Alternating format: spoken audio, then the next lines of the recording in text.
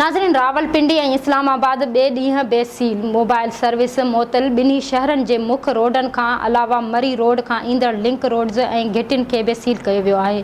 रोडनि ते ट्रैफ़िक मामूल खां इंतिहाई घटि हुजण सबबि सरकारी इदारनि में हाज़िरी इंतिहाई घटि आहे। PTI जे इम्कानी एहतजाज सबबि लाहौर जा दाख़िली ऐं ख़ारिजी रस्ता कंटेनर्स लॻाए बंदि कया विया आहिनि। रस्तनि जी बंदिश सबबि अडियाला जेल खां जवाबदारनि खे अॼु बि अदालतनि में पेश न कयो वियो।